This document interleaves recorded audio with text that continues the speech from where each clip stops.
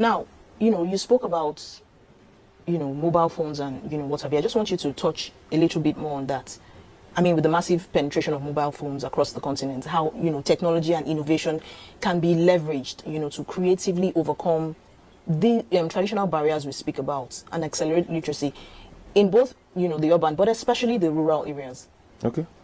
So if you look at the literacy rate of Nigerians, it's been up since 2021, I think 13.9% increase. We were told is now, 85% for men in urban areas and 79 for women in urban, then 53 to 35 for rural areas. So to me, it's still back to business. The smartphone, your gadgets, people have it all over. According to somebody who said we have more than 95 million phones in Nigeria.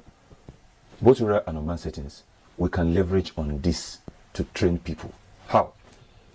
This former governor of Osun State, Arabashola, did then call it appointment. He shared it to almost everybody. In Tanzania, in the Nyerere's period, it was not gadget then. They've not invented it then. Like, it's not popular. But then this guy brought Juche philosophy. That is philosophy of self-reliance. Go to farm in the morning so that I can feed you, don't beg for food. In the evening, gather in places. If you have an open space in your farm, gather, bathe in the river, and let somebody who's learned educate you people. Sit down, later you go with your firewood to the house. If you are, in fact, that was all big battle, mass literacy today. Right. That later Nigeria has National Commission for Mass Education, and all states have, FCT has FCT agency for mass education. Right. You understand? So you close from your work as a teacher, you move, that is second hustle. You go to primary school, open place, you beg, provide that. Then the next thing, we have volunteers. In Islamia, you have women, large category of women that, that were not educated as per Western education, mind you. Because if you can read and write in Hausa, you're literate in Hausa. We have a woman now or a man that's trying to interpret chemistry, translate chemistry textbook into Yoruba language now. And if you do that, it will go far. So if you're not literate as a woman, as the head of the home, that children spend more time with you than the man, you cannot even think right. You can't plan your family.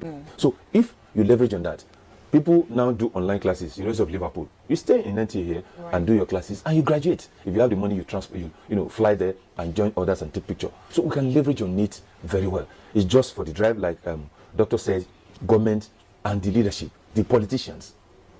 What do they share? They share bikes. Insecurity. They share bikes. They share wheelbarrow and all that. Why don't you share tablets and do broadband internet for every village? 2006, those days, if you go to Millennium Park with your tablet, you browse free. And I remember 2006, July to December, the Teacher Registration Council, they did training for teachers in Mina for the 1 week. I represented FCT then. So to train us ahead of time. Then what happened? Because internet wasn't popular then, ahead of time, they were postmodern. Then what happened? Why did they stop? So leadership is key, very, very key in this. So we can leverage on this tablet of a thing, your phone, you go on YouTube, you go on Zoom, you go on Teams, and learn. I can teach you from wherever. I can volunteer to teach you. Oga can volunteer. Whoever can volunteer free of charge and make a literate society. And with that, it will curb crime, so many things, and people will think right, and society will develop.